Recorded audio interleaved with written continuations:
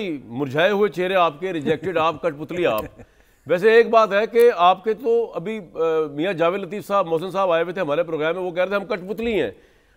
تو آپ کے ابھی آج میں دیکھ رہا تھا کہ بیچارے ہمارے جو پرائم منسٹر ہے وہ آئی تھنک ارسا کا منسٹری تھی، ارسا کی چیئرمین شپ تھی، جو سندھ نے ان کو ایسا ڈنڈا دکھایا مراد علی شاہ نے، وہ انہوں نے پرائم منسٹر نے ہاتھ جوڑ کے رکوع میں جا کے کہا کہ مجھے معاف کر دیں، مجھ سے آئندہ یہ غلطی نہیں ہوگی کہ آپ کی مرضی کے بغیر جو ہے میں چیئرمین ارسا کا لگاؤں.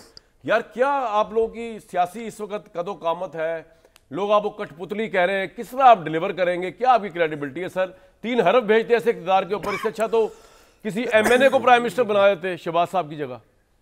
آخری اننگز کھیل رہے ہیں وہ پولیٹیکل، اس میں کیوں اپنی جگہ صحیح کروا رہے ہیں؟ دیکھیں بات پہلی تو یہ ہے کہ آپ نے ایک بڑی اچھی خود ہی بات کی ہے کامران صاحب کہ میں آپ نہیں سمجھتے کہ جو بھی الیکشن اور اگر ٹرانسلیٹ پاور میں نہ کرے تو آپ کے خیال سے وہ جیت جو ہے اس کا کوئی فائدہ نہیں ہے. تو پہلی تو بات یہی ہے، وہ ساری کی ساری جو آپ نے بات کی ہے کہ دیکھیں ہمارے پاس اگر ان کو کوئی اعتراضات ہیں، اب وہ بلال صاحب والا اور اظہر صاحب والے حلقے کی یہ مثال دے رہے ہیں کہ اس میں یہ ری کاؤنٹ ہو رہی ہے، اس میں تو قانون میں واضح لکھا ہے نا، قانون کی بات یہ کر رہے ہیں، آئین کی یہ بات قانون ہے پاکستان میں اس کے مطابق کوئی چیز ہے، قانون میں ہے. آپ کو وہی تو بتا رہا ہوں. وہ کامران صاحب اس کیس میں تو قانون سننا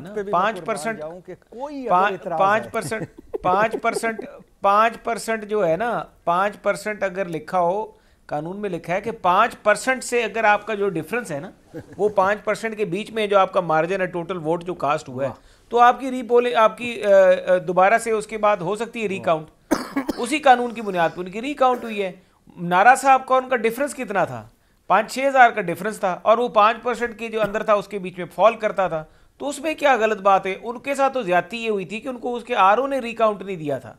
جب آر او کا کام بنتا تھا کہ اس کو ری کاؤنٹ دیتا، میرا خیال تو نون لیگ والے اس وقت جو ہے نا جتنے بھی 5% ڈفرنس والے ہیں وہ کرا لیں، وہ جیت جائیں گے. 10 والے میرا مشورہ ہے. دیکھیں بات یہ ہے کہ میں تو جس طریقے سے یہ سارے حالات بن رہے ہیں، میں تو سوچ رہا ہوں میں اپنا بھی الیکشن کا ری کہاں کرا لیں راجہ صاحب، بیتی گنگا میں ہاتھ دھوئیں. جو حالات چل رہے ہیں میں تو سوچ رہا ہوں میں بھی ٹریبونل میں جا کے درخواست دے دوں. اور رانجھا صاحب آپ پولیٹیکل ورکر ہیں، آپ نے انشاءاللہ نیکسٹ ٹائم پھر بھرپور فورس سے آنا. چلے ہار جیت ہوتی رہتی ہے، آپ کو کیا ضرورت پڑی ہے اس طرح کے چیٹنگ والے ہتھ کنڈوں سے؟ یہ دوسروں کو جیت رہے تھے، باقی بھی تو ہے نا نون لیگ میں اتنے لوگ. اب سارے تو ایک نمبر نہیں ہوتے، ویسے میں صحافی سارے ایک نمبر نہیں ہوتے. رانجھا صاحب کہہ رہے ہیں کہ لوٹی پڑی ہوئی ہے میں بھی لوٹ لوں. نہیں راجہ صاحب ایسے نہیں، آپ فکر نہ کریں، یہ نہیں کریں گے. جی راجہ صاحب دیکھیں جو حالات اس وقت چل رہے ہیں، دیکھیں جو تو چلیں وہ تو ٹرائیبیونل میں معاملات ہیں. جہاں تک پیچھے رہ گئی بات پیپلز پارٹی کی، دیکھیں ہم ان کے ساتھ الائنس میں بیٹھے ہیں، وہ ہمارے الائے ہیں. آپ کا جو ہوتا ہے نا ساتھی، وہ آپ کے لیے قابل احترام ہوتا ہے. اگر ان کا یہ خواہش قابل احترام ہوتا ہے، آپ نے تو پوری قوم کو بتایا ہے چور ہیں، یہ ڈاکو ہیں، ان کو بٹھایا ہوا آپ نے ساتھ. یار میں تو حیران ہوں، کوئی دین ایمان ہوتا ہے سیاست کا؟ دیکھیں اور چلانا یار ذرا ریڈی کرنا. کل اگر کامران صاحب کل گنڈا پور صاحب ہمارے ساتھ آ کے اگر بیٹھ کے چلے گئے ہیں تو وہاں پہ بھی چور اور ڈاکو کی بات ہو سکتی. پاکستان کو آگے جانا ہے، پاکستان کے مسائل بہت ہیں، مہنگائی ہے، بے روزگاری ہے، یہ بجلی میں آپ کو ہاتھ جوڑ کے کہوں گا پاکستان کے مسائل جتنے بھی ہو چوروں ڈاکوؤں کے ساتھ نہ بیٹھیے گا، کیونکہ جن کو آپ نے چور ڈاکو کہا بوقت ضرورت، کیونکہ شہباز شریف صاحب نے پروٹوکول لینا تھا پرائم منسٹر کا، جس کو زر بابا 40 چور کہا ان کے ساتھ بیٹھ گئے، ان کو پریزیڈنٹ کا ووٹ بھی دیا. یعنی ہماری ینگ جنریشن یار چلائیں گا، ہماری ینگ جنریشن محسن بھائی مجھے بتائیں کیا سوچتی ہوگی؟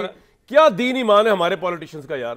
یعنی کہ میں آج اگر آپ کو بیٹھ کے یہ بات کہوں کہ یہ بات یہ اصول کی ہے، کل میں اگلے شو میں اس کے اصول کی نفی کروں، کیا سوچتے ہوگے لوگ؟ مجھ پہ 3 حرف ہی بھیجیں گے. جی آپ سے بات کر رہا ہوں سر. کامران صاحب یہ جو میں آپ کو صرف اتنا کہہ رہا ہوں کہ اگر پاکستان کو آگے لے کے جانا ہے تو 3 حرف جو ہے نا وہ اچھائی کے بولنے چاہیے. استحکام ہوگا تو معیشت میں استحکام آئے گا. معاشی استحکام کے لیے ضروری ہے سیاسی استحکام، اور اس کے لیے جو کچھ بھی کرنا چاہیے میں یہ سمجھتا ہوں. ٹھیک ہے، بہرحال یہ کہ آپ کی پوائنٹ تو آ گیا، لیکن رمضان کے مہینے میں بیٹھے ہوئے میں پیچھے ہٹ نہیں سکتا. تبرہ اور حق و باطل کی تمیز یہ اللہ تعالیٰ نے جو ہے وہ ہر جگہ مسلمانوں کو کہی ہے، اور انسان میں اور جانوروں میں فرق یہ ہوتا ہے کہ انسان جو ہے شعور کے اوپر پرکھتا ہے کہ کیا صحیح اور کیا غلط ہے. ورنہ تو سر بات ہی ختم ہو جائے کہ ملکی مفاد میں اب ہر گند کو جو ہے وہ لپیٹتے جائیں. لیکن بھٹی صاحب مجھے یہ لگتا ہے کہ لوگ جیلس فیل کر رہے ہیں کہ میں بتاتا ہوں آپ کو کہ نواز شریف صاحب پاور میں نہ آ کے بھی اپنی بیٹی کے ذریعے پنجاب کے دلوں میں حکومت کر رہے ہیں. عطا اللہ کاظمی صاحب کا کالم میں پڑھا تھا، پنجاب میں ماں کی حکومت. اس میں ایگزیجریشن نکال بھی دیں، لیکن انہوں نے ایک نیا وہ دیا، ایک کوائن کیا ورڈ کہ پہلی دفعہ ایک خاتون پرائم منسٹر آئی ہیں جن کے دل میں درد دل بھی، اور آپ دیکھیں سوشل میڈیا پہ آپ جا کے دیکھیں جس طرح وہ عام لوگوں کے مسائل سننے کے لیے خود پہنچ جاتی ہے، نہ وہ بیوروکریسی پہ انحصار کر رہی ہیں، نہ وہ پنجاب پولیس پہ انحصار کر رہی ہیں، وزیر اعلیٰ سوری، نہ وہ کسی اور پہ انحصار کر رہی ہیں. اس کو تو ہمیں اپریشیٹ کرنا چاہیے سر.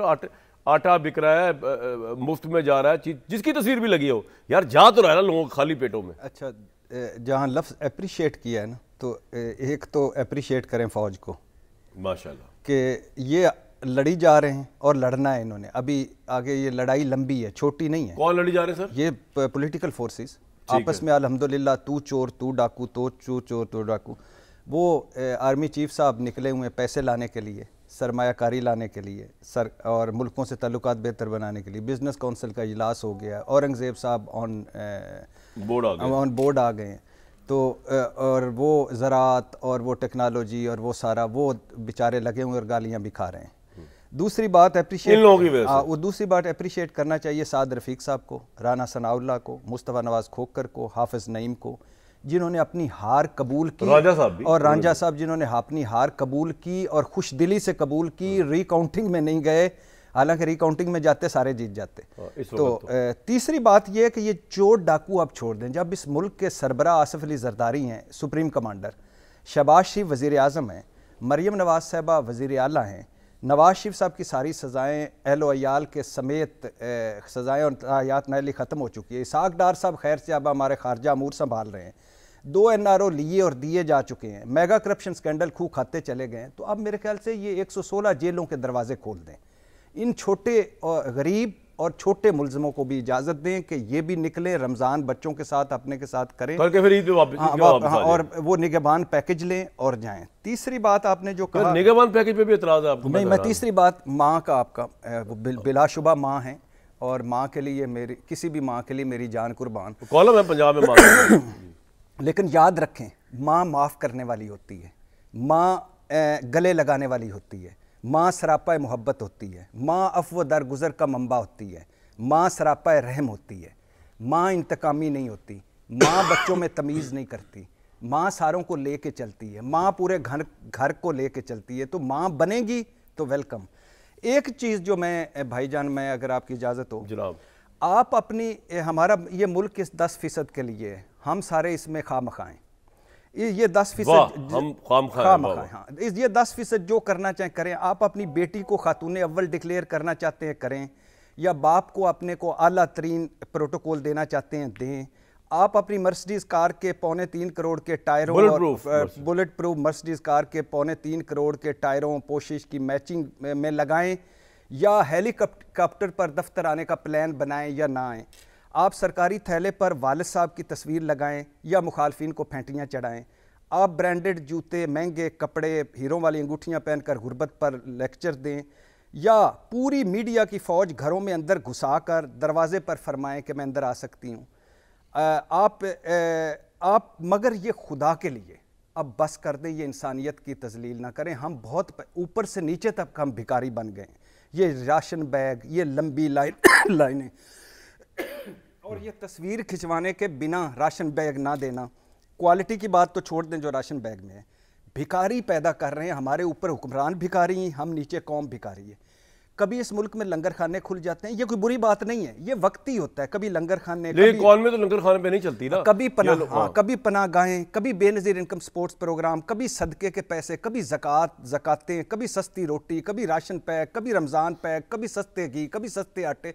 اللہ کے نام پہ بس کر دو. اگر آپ کے اوپر والے پورشن خالی ہیں تو ہماری جان چھوڑ دو، یا کوئی اس ملک کا مستقل سوچو. اوپر سے آپ قرضے لیتے ہو. شہباز شریف صاحب کا کام کیا ہے؟ ملکوں سے وہ بھی انہوں نے کونی کہ فوج نے کرنا ہے. قرضے آئیں گے، IMF سے پیسے لیں گے، وہ نیچے بانٹے جائیں گے، اوپر بھیک مانگیں گے ہم درد بدر، نیچے ہم بھیک دیں گے. یہ انسانیت کی تذلیل. رمضان میں دیکھ رہا تھا سوشل میڈیا پہ لمبی لمبی عورتوں کی روزے کی لائن لگی ہوئی ہے، اور وہ مجھے دے دو مجھے دے دو، لٹ مار پڑی ہوئی ہے. بس کر دیں یار خدا. اور یہ سوشل میڈیا پہ مریم نواز صاحبہ سے درخواست ہے کہ سوشل میڈیا کا استعمال کریں، آپ کا حق ہے، آپ جو کرنا چاہتی کریں، آپ وزیر اعلیٰ ہیں. لیکن خدا کے لیے یہ جو اب یہ صرف سوشل میڈیا، صرف وہ اپنی ٹیم کو ساتھ لے جا کر عملی طور پر اس پنجاب کے بہت بڑے پوائنٹ آ گیا آپ کا.